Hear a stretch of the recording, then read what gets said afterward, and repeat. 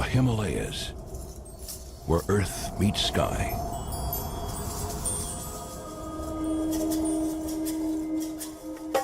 Prowling this broken landscape is one of the most rarely seen creatures on earth, the snow leopard. So elusive, only a few are privileged to catch a fleeting glimpse. Veteran filmmaker Hugh Miles and his team spent 4 years fighting freezing temperatures and dangerous altitudes. Sometimes these mountains can seem cruel, and the sub-zero temperatures feel unrelenting. Their dogged determination is rewarded with never-before-seen footage. But glimpse it for a moment, and then it's gone.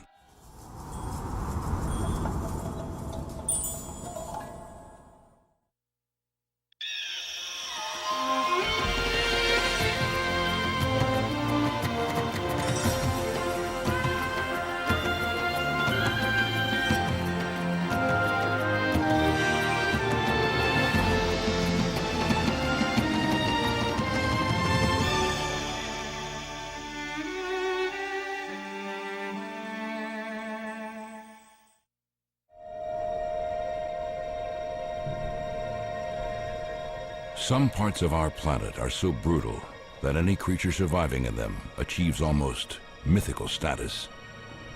And when a creature thrives in these conditions, it becomes legendary. One such creature lives here, in the world's greatest mountain range. The highest, the most hostile, the Himalayas. Towering above India's northern borders, these unforgiving peaks are its hunting grounds. The creature is a beautiful big cat. Merely to see one is a dream, but to film one, nearly impossible. It's a wildlife filmmaker's holy grail.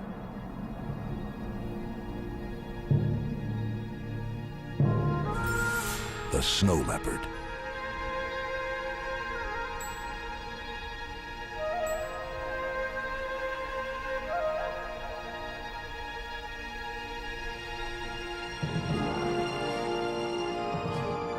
This is the story of two remarkable men who dared to think the impossible. They believed they could find and film the snow leopard up close and personal. It would take the team 4 years to conquer this Everest of the natural world. Like many mountain adventures, it was a quest that was to end in both tragedy and triumph.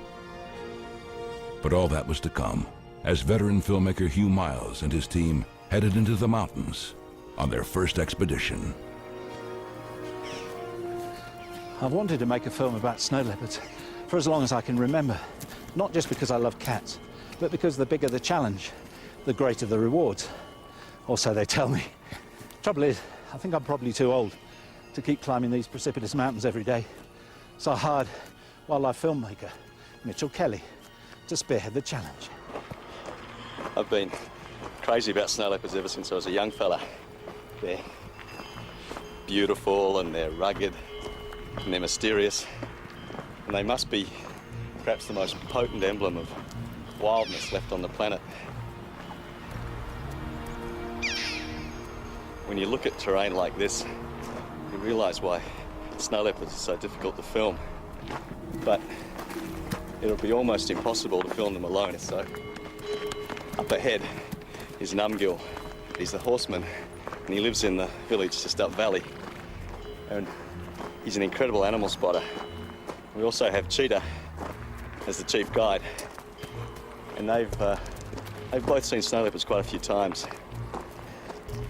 These local mountain people are incredible. They're tough, they're resourceful, and they have a great sense of humour. And no doubt they'll need all these qualities before we finish this film. But we need a special place as well as special people if we're to succeed. And we think we have that too. Snow leopard populations are fragmented, and they're thinly distributed throughout the remotest mountains of Central Asia, places like Russia, Mongolia, China and Tibet, right through the Himalaya, and as far west as Pakistan and Afghanistan, possibly over 2 million square miles. But a particularly good place is in the northern Indian state of Jammu and Kashmir, and we're in Ladakh's Hemis National Park, just here. We think this is a good place, not just because of the rugged terrain that the snow leopards use, but because the people who live here do see snow leopards from time to time. How many there are is a mystery which we hope to solve.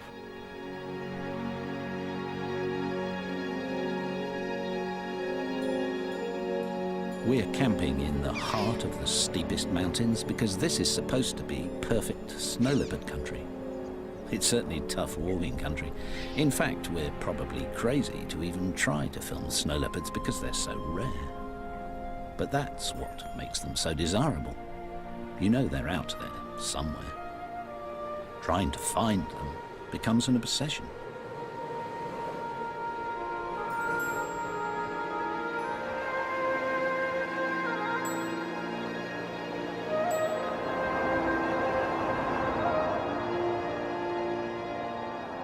Fortunately, these ghost-like cats leave clues all over the mountains, and helping us understand them is old friend and local snow leopard expert Rinjin Wonchuk.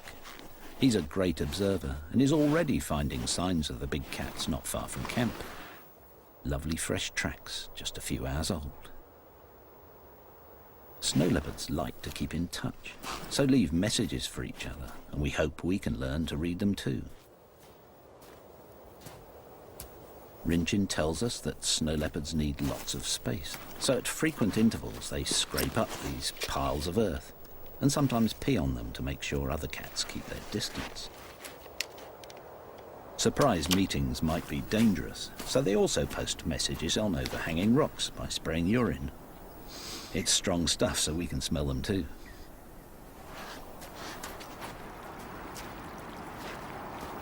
Snow leopards share these mountains with local herders, and because predators like snow leopards and Tibetan wolves occasionally kill domestic stock, the local villages are a good place for us to find out if the big cats have been seen recently. Much of this area of the Himalaya is blessed with the Buddhist faith, and as this culture reveres all life, predators are usually tolerated. Rinjin visits these villages regularly, and as our horseman Namgyal lives here, we'll always be on the local grapevine. Mind you, the villagers hardly ever see snow leopards, but they know that the cats do a lot of walking and have big territories, so finding them in this rugged terrain will be challenging. Snow leopards are only 6 to 7 feet long and really well camouflaged. And we don't even know how many there are living here. A handful at most.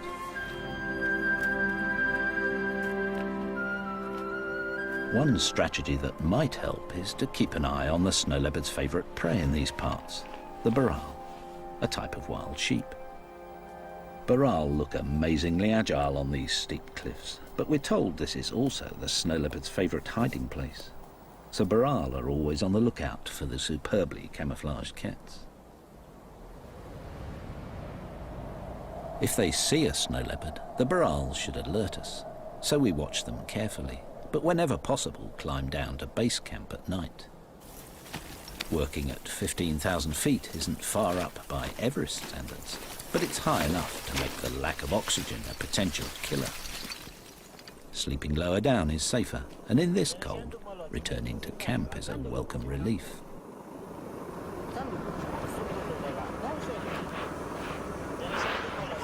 Tasty meals are supplied by our Ladakhi team, giving us all a chance to discuss our strategy. Snow's good though. Good for tracking. Yeah. It'll be worth trying. Thanks, Arm. No, it's okay. Oh, gotta get out there. The team has a plan, but after just 3 weeks, the high altitude and freezing temperatures are taking their toll. Few have come this close to finding snow leopards before, and they're discovering why.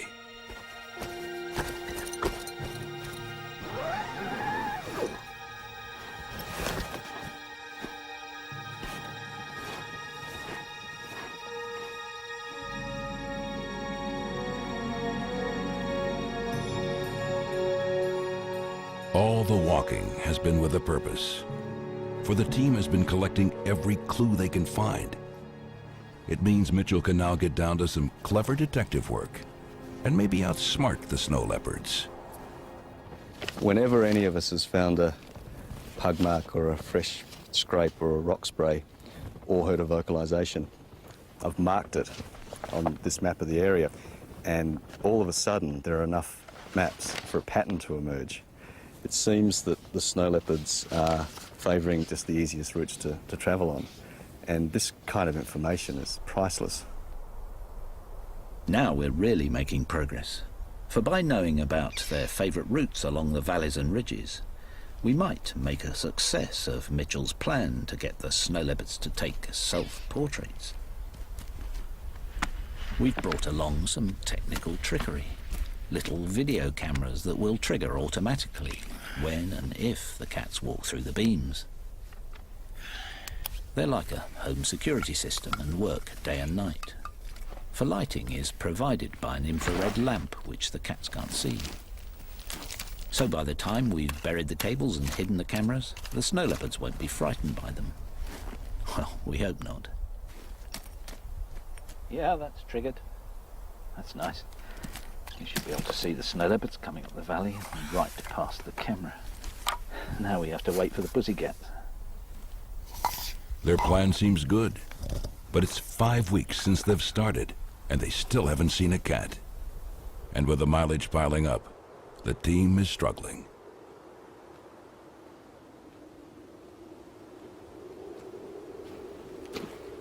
We've all been walking for 13 consecutive days without exposing a single frame of film. And I guess I should be getting discouraged, but patience always was going to be a big part of making a film about snow leopards.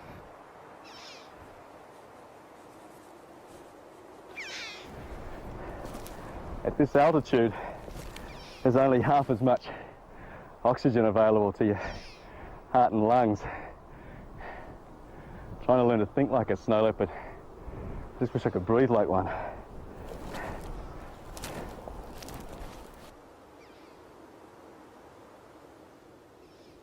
Knowing they're out there somewhere just makes the whole landscape almost vibrate with tension. The perverse thing is, I've probably been seen by snow leopards dozens of times, but their camouflage is so perfect and the distances are so great that the only real chance you've got of seeing one is if it moves. And with such a big area to scan, you just have to break it up in your mind. If it's cold, look on the sunny faces. If it's windy, look on the sheltered sides. If there are burrow grazing, look on the approaches above them. The snow leopard has to be there somewhere.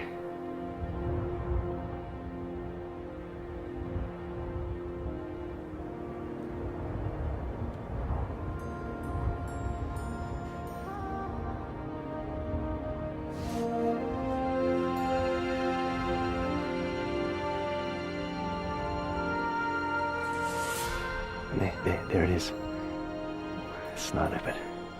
That tiny speck on the side of the mountain. That's a wild snow leopard. What a beautiful cat. This makes all the hard work worth it. What a magical sight. It's the crucial breakthrough the expedition needed. Mitchell's first tantalizing sight of a snow leopard. Immediately, they want more. Something much closer. But have the remote cameras worked?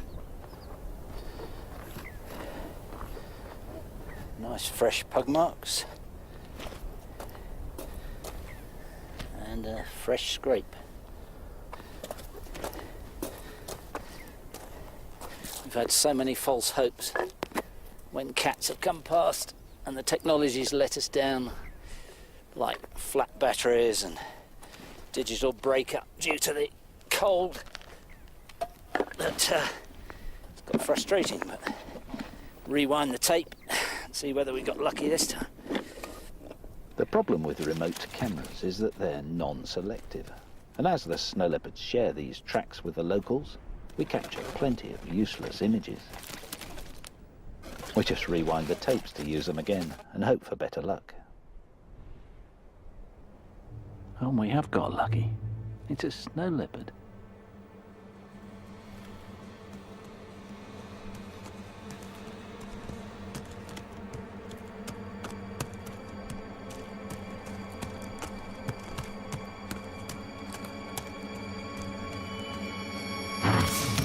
It's the yak from the village. Just a bit too big to eat. Now, what else have we got? Oh, a cat by the rock. Oh, the camera's screwed up, damn it. Ah! Wonderful. First close-up views of a snow leopard. Just gonna have another look at that. This is such good news. Because now we know the system works, we might be able to identify individuals, learn how often they pass by, and even get some idea how many snow leopards live here. What a beautiful cat. He's got a little twist in his tail. Did you notice that? That might help us to identify this one if we see it again in the next few weeks. Great. Let's see if we can get another one. Rinchen suspects that this flat rock is an important snow leopard signpost, and after a few days, we get our first hit, a chuck or partridge. And a couple of days later, this magnificent cat. And for the first time ever, a snow leopard is recorded visiting and refreshing a rock scent. This is magical. It's becoming clear that this smelling and face rubbing allows each snow leopard to know who went past and how long ago. And spraying their own urine under the rock is a calling card, enabling them to keep in touch. The scent's pungent and long-lasting. We move the camera around, and 4 days later, another snow leopard visits the rock. We're discovering that each cat comes by about every 3 to 10 days. There's so little to eat here that they have to share home ranges, but meeting could be dangerous. So these rock sprays help. We've hidden 4 cameras in various spots, but things often go wrong. This tentative snow leopard took so long to approach that the camera turns off just after it enters frame. A real breakthrough comes when this female leads 2 young snow leopards through the shot. A breeding age female is terrific news. Since her youngsters are about a year old, it would be reasonable to hope for a litter of little cubs in about 18 months' time, and that would be a real prize. We're excited to be getting such lovely pictures of the cats, and we hope that these images will help us to identify individuals from the patterns on their beautiful coats. But it's proving tricky. They say a leopard never changes its spots, but snow leopards do, especially when they're walking, because their thick fur moves so much.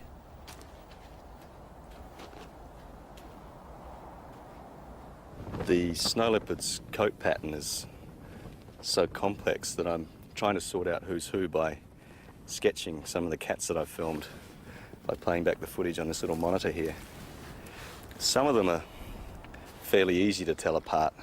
This one, for instance, this very dark-faced snow leopard, who I think is a female, is very distinctive. So I think if we see her again, she should be reasonably easy to identify.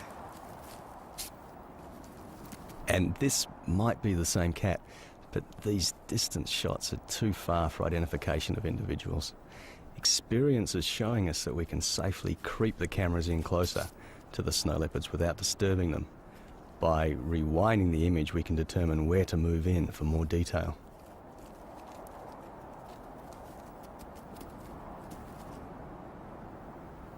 We try hard to decipher which marks separate individuals reliably. We assume the face is important, but is it the fronts or backs of legs or the patterns on the top or bottom of these exquisite tails?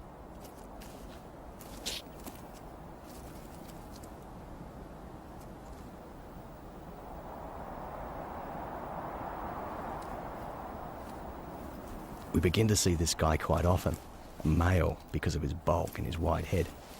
We hope we'll be able to recognise him if we see him again, even at a distance, because he's a slightly yellowish colour.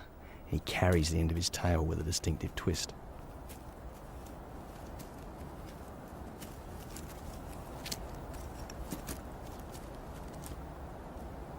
It's great the technology works and the pictures are lovely, but we really need IDs if we're to follow the cats and film more intimate behaviour.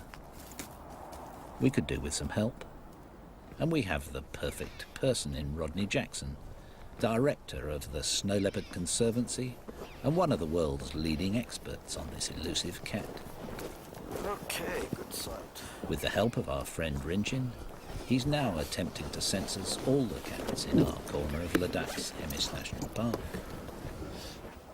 Rodney hopes individual snow leopards can be identified from still photographs of their lovely coat patterns. We have only 4 cameras. Rodney has 30, but it'll still take months to accumulate enough pictures. Okay, Winston, let's try. So we'll have to be patient. Great, really nice.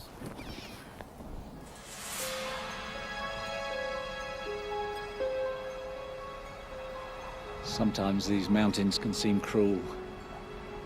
We're living up here at 12,000 feet for weeks on end, and the sub-zero temperatures feel unrelenting.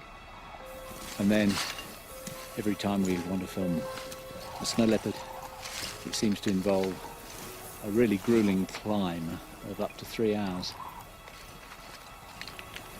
But the other day I was amused to see that we weren't alone in finding this place hard. I was watching a snow leopard climbing up this ridge, and it kept on having to stop to catch its breath. We know we'll need a lot of luck if we're to achieve one of our main aims, to film snow leopards hunting. So we're keen to keep tabs on this cat. But snow is a problem. It's dangerous for us to follow the cat on slippery slopes. And difficult for the snow leopard too, because its camouflage doesn't work so well when it's walking over snow. In this toughest of lands where prey is so scarce, a snow leopard can do without handicaps, and moving around on ice-covered mountains when you can't see your footing is treacherous, even for a snow leopard.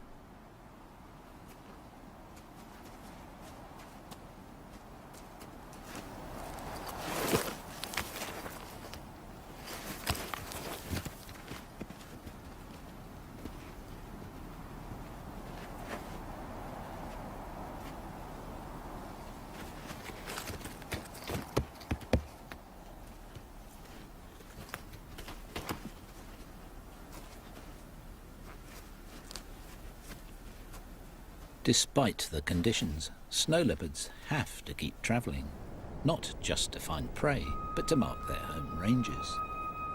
When it's snowed, it's easy to see how overhanging rocks provide protection for the messages left underneath by each passing cat.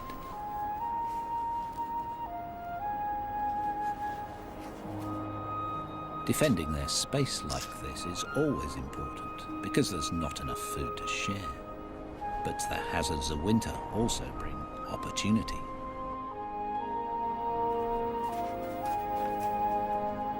It's a big chance for Hugh and his team, too.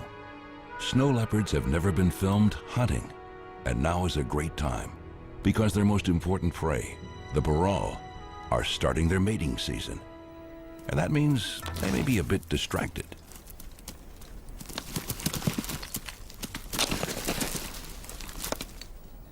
Most of the time the burrell are super vigilant, but when they're rutting like this, the burrell lose a lot of their caution.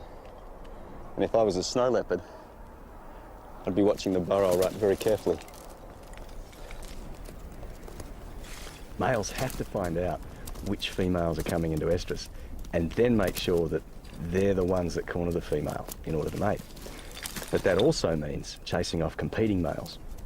On such steep cliffs, there's a constant danger of injury or death, and of course a chance for a hungry snow leopard.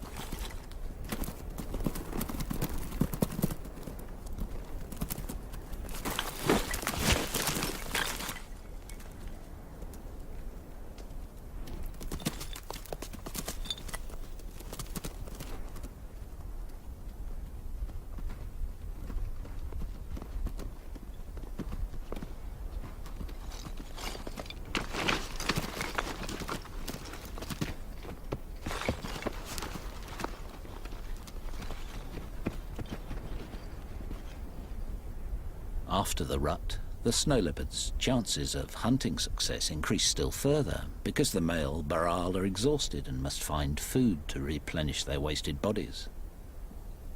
The snow leopards keep a close eye on them, but must still mark their home ranges to protect their space.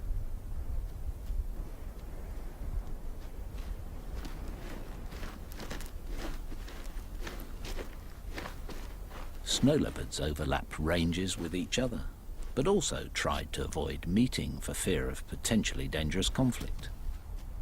And this is not their only problem. What strikes me about this place is the deafening silence. It sounds devoid of life, but feels really tense. For the animals out there are fighting an elemental battle against hunger and cold.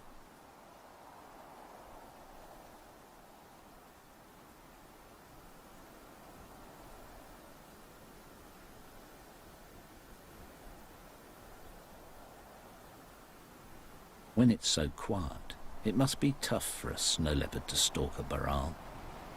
The cliffs are so steep that one carelessly placed paw could dislodge a rock and alert its prey.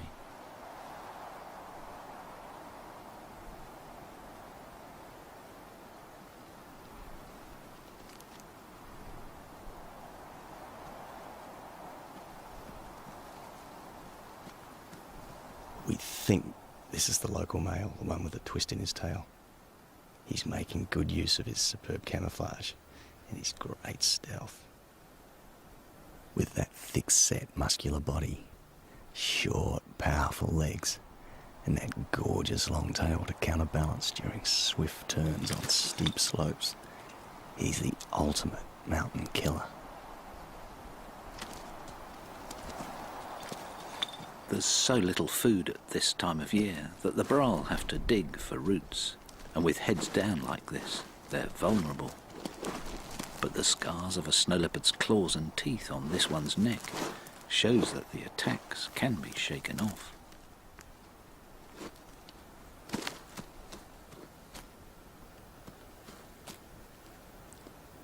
Snow leopards have been known to kill prey 3 times their own weight. This male weighs about 100 pounds, and to aid acceleration, he'll most likely attack from above, but only if he can get close enough to the baral.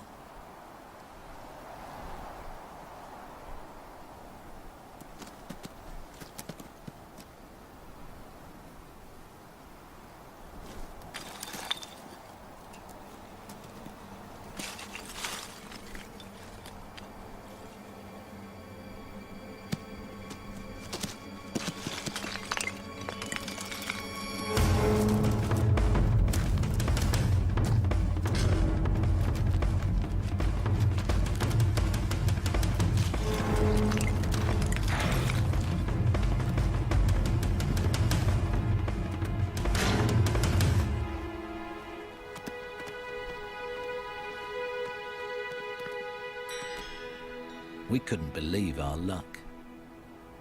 We'd started out thinking we'd be lucky to even see a snow leopard, and Mitchell had just filmed the first ever shots of one hunting. It's a great step forward. We weren't the only ones to witness the hunt. We're told that Tibetan wolves are the snow leopard's main competitor, and though they also hunt baral, they're not averse to scavenging. The wolf doesn't know the snow leopard failed and will try to steal the kill it thinks is hidden somewhere nearby. Facing such a threat, snow leopards simply avoid wolves. It's easy for them to just disappear.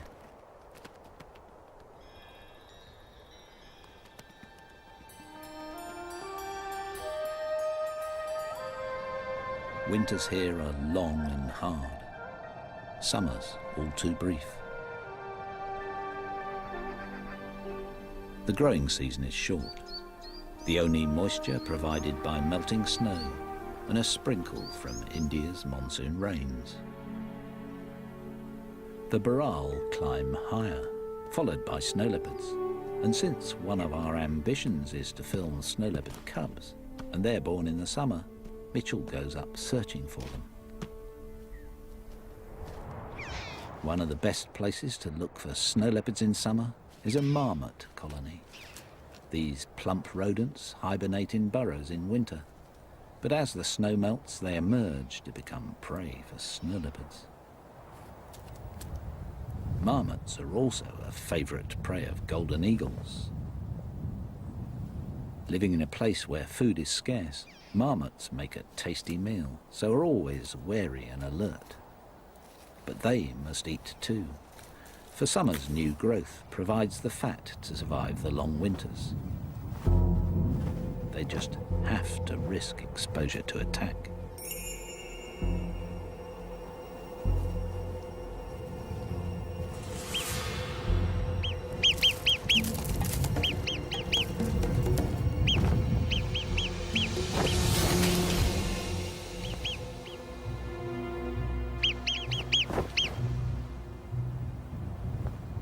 Nice to see a bit of action, but despite weeks of effort, we fail to see a snow leopard. All is not lost, however. The Baral have given birth, and for a few weeks at least, youngsters are likely to be on the snow leopard's menu. Mothers must feed hard so they can nurse their offspring while keeping an eye out for hungry snow leopards. And though all seems tranquil, the discovery of fresh snow leopard scent sends the Baral into panic.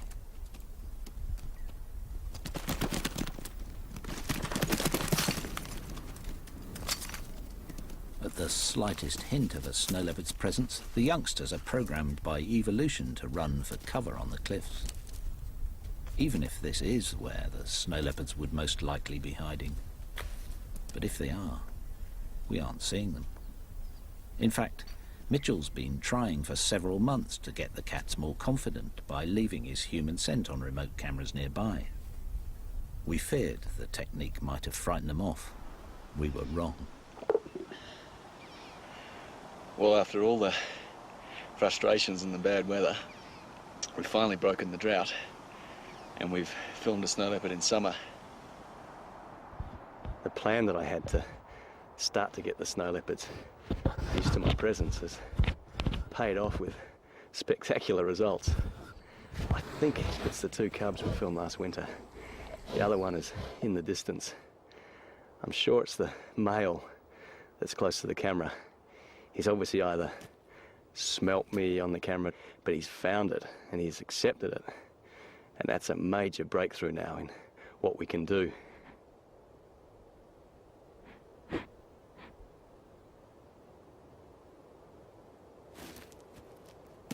This young male's a magnificent young snow leopard. He's got so much spunk. I've got to rewind this and look at this again, because this interaction with the camera is gorgeous.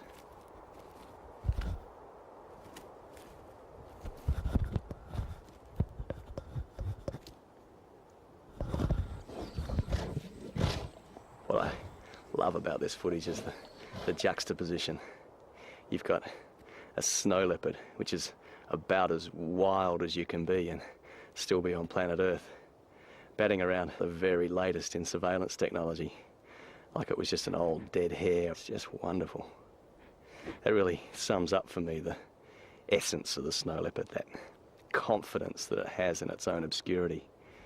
It knows it's almost invisible in the landscape and therefore it can act and travel as it likes. They're just swaggering away. They're wonderful, wonderful young leopards. Not quite the young cubs we hoped for, but a great pair of teenagers, and according to the locals, just the age when they might get into trouble.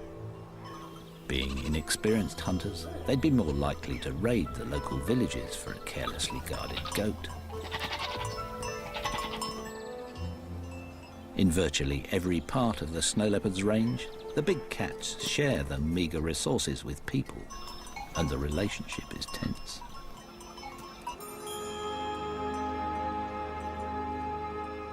Snow leopards do occasionally kill domestic stock, and life is tough enough for these mountain people without losing their valuable animals.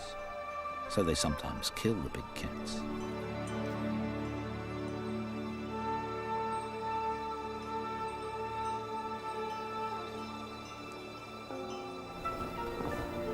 Fortunately, Buddhism's reverence for life helps to protect snow leopards in these parts most of the time, but not in many areas, and the killing of cats for Eastern medicine and their beautiful coats continues. Just the other day, we found a trap with fresh bait in it, designed to capture wolves as well as snow leopards, with steep walls to prevent escape. It was a sharp reminder of how immediate the threat is to the snow leopard's future.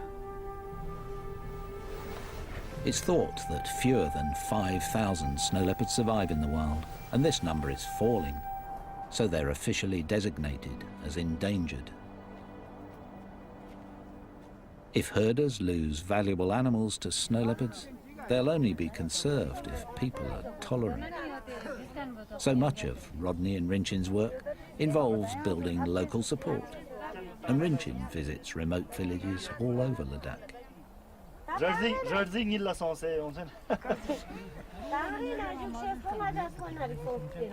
He listens to their problems and encourages careful management of sparse grazing. Good husbandry means wildlife increases, and so does wildlife tourism. This provides the villagers with alternative income, which takes the pressure off predators.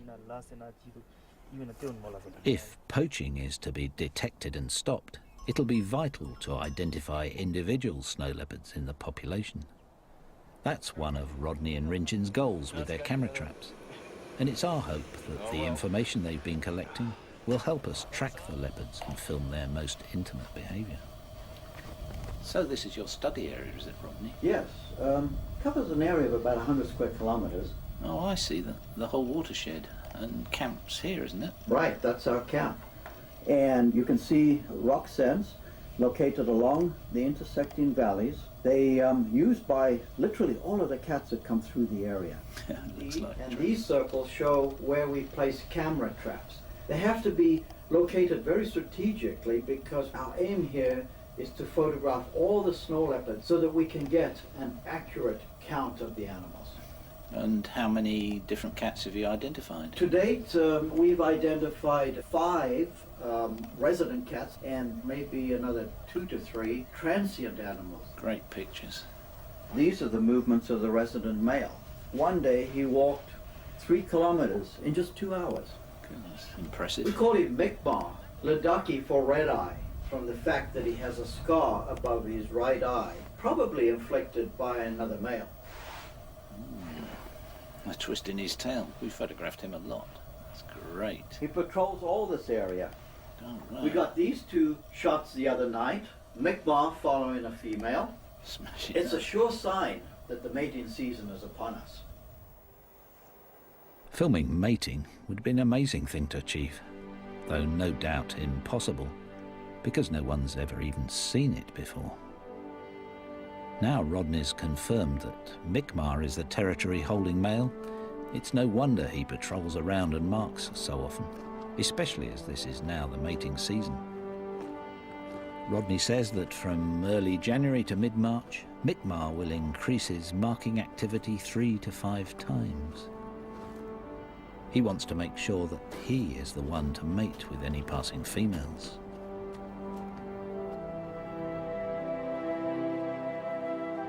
Spray rocks now take on a whole new significance.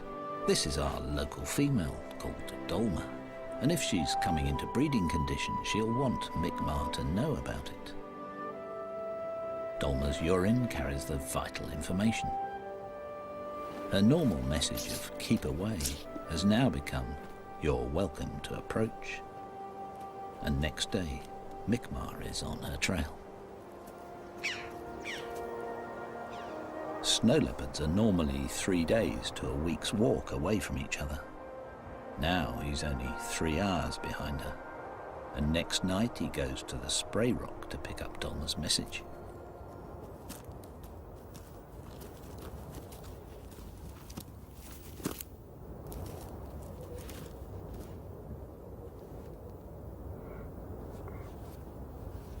Her perfume has really impressed him. He's making quite a meal of it. His open mouth and flared nostrils allow him to read her message more clearly.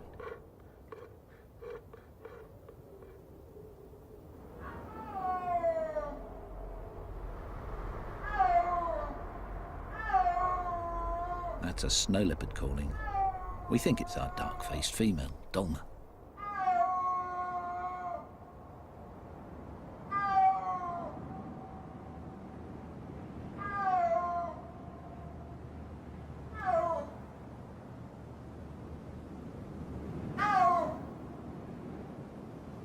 She's been calling from that ridgetop since before dawn.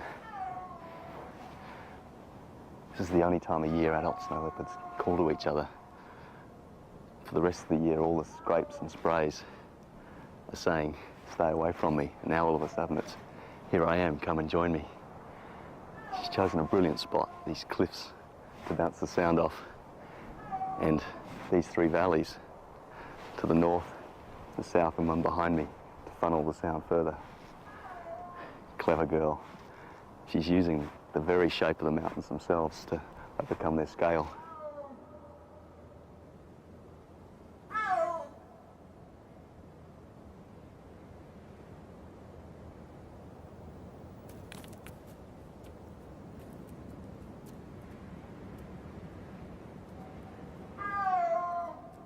This is definitely Mi'kmaq orbiting around her. If they're like other big cats, they may call like this for hours, just coming together and wandering apart.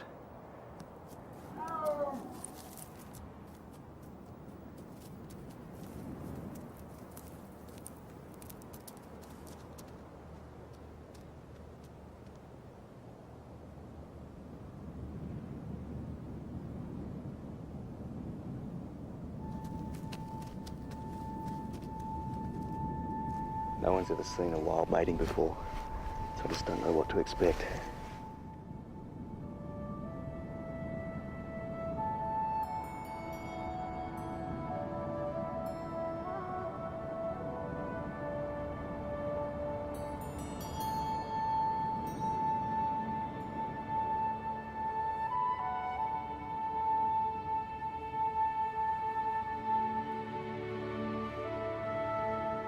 I'm surprised by how gentle this is. These two are really taking their time. Come on, guys.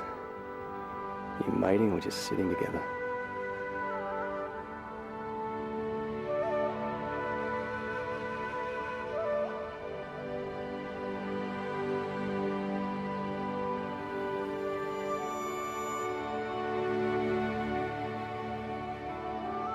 Now that's definitely mating. Fantastic. We need all the new snow leopards we can get. It's pretty amazing to film something that hasn't even been seen before. Difficult to believe, really. But can we find the resulting cubs? After this success, Mitchell is feeling more confident. For the first time since starting, I finally feel like we're starting to get somewhere. And trying to think like the snow leopards and trying to use the terrain like they would.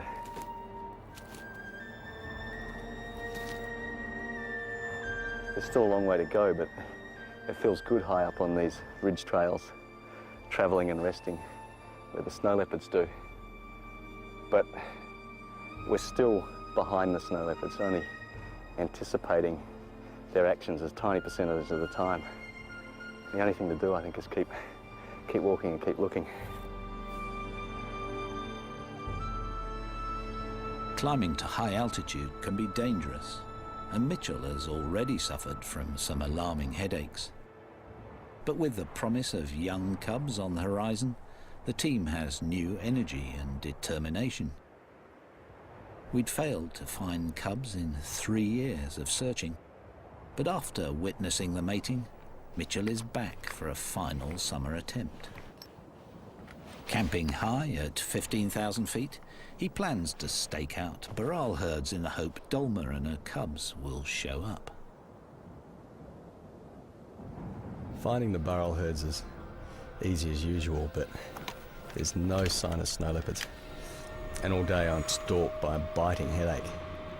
I become disoriented, and by the next morning I'm staggering and vomiting. I just can't believe that after all these years, the high altitude is suddenly affecting me. By the next day I can't even stand and I'm coughing up froth. I hallucinate and twice lose consciousness as Numgill brings me down to base camp on the back of his yak.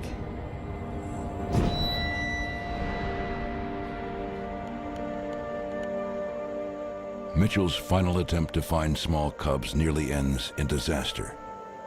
He's close to death from acute mountain sickness.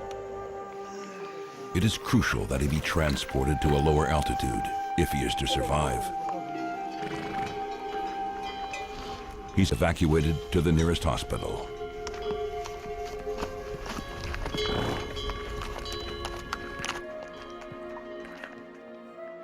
Mitchell has shot so much remarkable film that his departure is a big loss. But we're still hoping to find Mi'kmaq and Dolmar's little cubs and film a cat on a kill. So we start our 4th winter in the mountains with clear goals.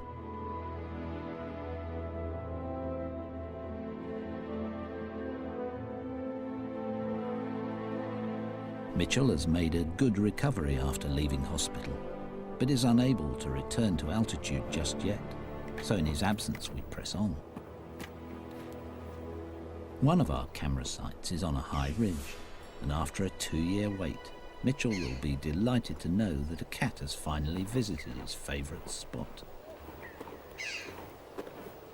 Mitchell calls this the menu site, because snow leopards can survey this lovely landscape from up here and decide what they'll kill for their next meal. We're still determined to film those little cubs, or even a snow leopard feeding on a kill, and fresh snowfall is giving us a head start. We find Mi'kmaq out patrolling his territory. He seems casual in his movements, unconcerned as he spooks the herds of burrowel. Wondering what he's up to, we pick up his tracks and follow him up one of his favourite valleys, hoping he'll lead us to cubs or a kill. And he does. We've obviously disturbed him off this dead burrowel, and in a panic quickly snatch a few video shots of the carcass because we've spotted him up on a ridge.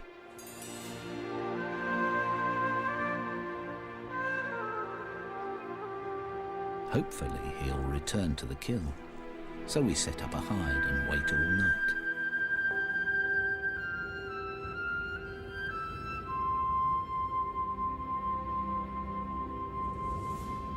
At dawn, we spot Mi'kmaq on guard nearby. He seems too fat to bother chasing scavengers away, so a fox takes its chance to snatch a few morsels, burying them to create a larder for the hard times ahead.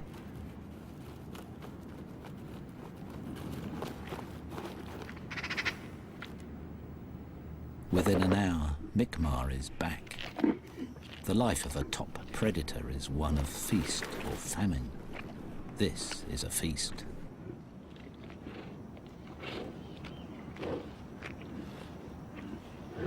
No doubt Mi'kmaq is relieved to get a good feed, and we're relieved too. For after 4 years, we finally have our close-up shots of a snow leopard feeding on a wild burrowel kill. It's a privilege and a rare sight. In fact, it's difficult to express what a thrill it is to get probably the closest film ever taken of a wild snow leopard. There's also a sense of fulfillment, because over the years we've got to know a snow leopard well enough to give him a name. And Rodney's confirmed that Mi'kmaq is just one of 5 local cats, with about 3 other transients identified too.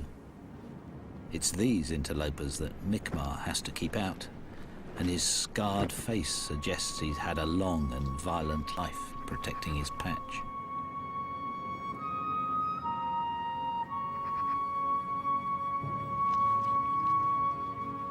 After analysing all our video images, we've discovered that when we first started filming 4 years ago, our first close shots were of this cat.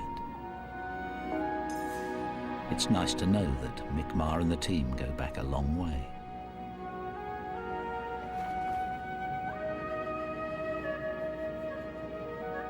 After an hour's feed, Mi'kmaq seems to be leaving. Possibly a happy cat, certainly a fat cat, but he can't resist a final accusing look at our lens. Reluctantly, we have to leave too. We're relieved of our obsession only because our time has run out, and we've failed to find Mi'kmaq and Dolma's little cubs. But while removing our remote cameras, we find the tracks of a mum with a cub. We leave the cameras out, hoping we'll finally get lucky. And after a couple of days, we film what looks like Dolma. But the camera timer that limits the length of shot lets us down, and we don't see a cub. We think our last chance is gone. But next day, Mum comes into shot again, followed by a long pause.